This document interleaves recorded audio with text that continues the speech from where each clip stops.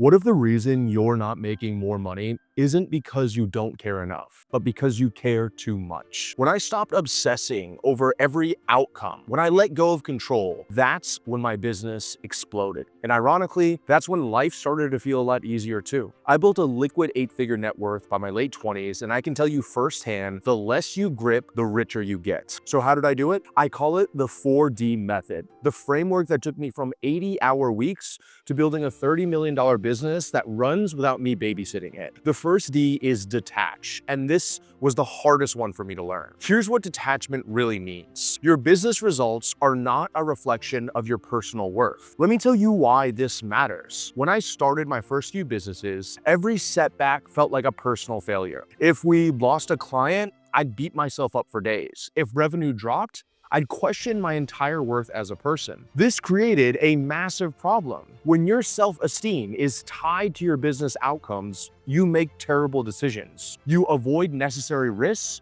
you can't think clearly, you get defensive instead of curious. I remember one specific moment that changed everything. Our sales had honestly dropped by more than 50%, almost overnight, and I was devastated. I couldn't sleep, I couldn't think straight, and I was questioning every decision that I made. My girlfriend saw me struggling and asked a simple question. Why are you letting your business define your self-worth? I didn't have an answer, and that scared the hell out of me. That's when I realized I had to separate who I am from what my business achieves or doesn't achieve. I started a daily practice where I wrote down 3 non-business wins: being a good friend, learning something new, helping someone out. I started creating an identity outside of business, and that shift changed everything for me. Look at where I'm filming this right now, at my lake house on a random Tuesday, surrounded by nature. I'm away from my company, totally disconnected. A few years ago, I never could have done this without panicking, but detachment gave me the freedom to actually live my life while running a business. And within months,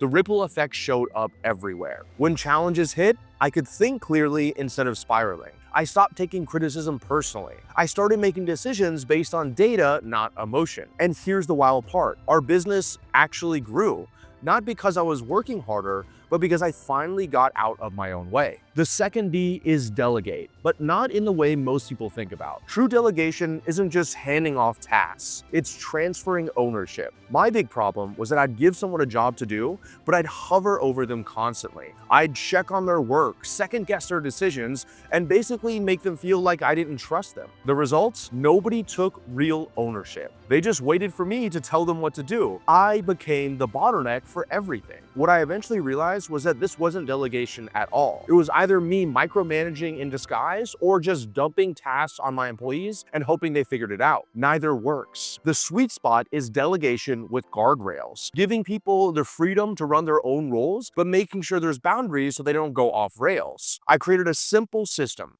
For each role in my company, we define 3 things. First, 2 KPIs. One leading, one lagging. The leading KPI is the activity that predicts success, like leads generated or calls booked. The lagging KPI is the results, like new revenue or churn rates. That way, people are accountable for both the inputs and the outcomes. Second, we define their roles and responsibilities. Just 3 to 5 bullet points that make it crystal clear what they own and, more importantly, what they don't. Third, a weekly one-on-one with their direct manager. If that was me, I'd review their numbers, talk through any bottlenecks, and agree on priorities for the next week. That's it. Simple, clear, and scalable. Enough structure to create guardrails, but enough freedom for people to actually take ownership. This changed everything. My team started taking real ownership. They became more creative, more proactive, and I went from being involved in 50 decisions a day to maybe 5 important ones. We started making more money while I worked less. The third D is design. If your business falls apart when you take a vacation, you don't have a business, you have a high-paying job. I learned this the hard way. 5 years ago, I tried to take my first vacation since starting my company. By day 2,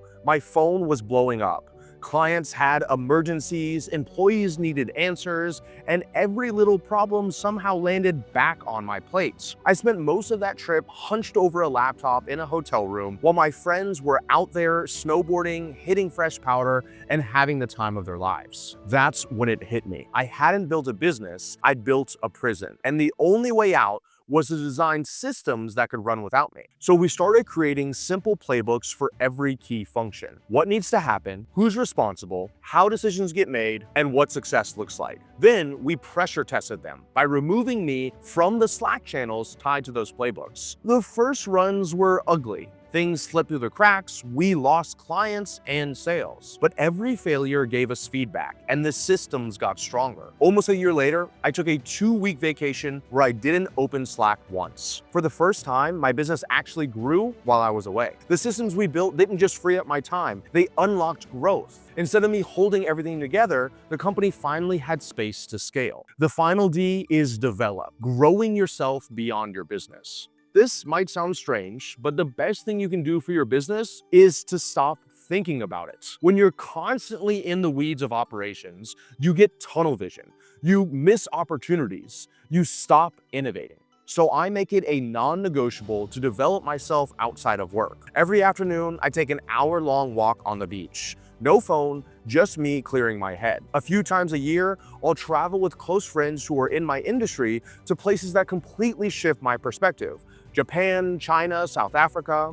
We explore, have fun, and ironically, some of my best business breakthroughs have come from those trips. And once a year, I pick something totally new to learn. Flying planes, buying a boat, learning paddle, riding motorcycles. Those experiences put me in new environments, around new people, and force me to think differently. That's what keeps me sharp. That's what keeps my business strong. Because when your identity isn't trapped inside your company, setbacks don't define you.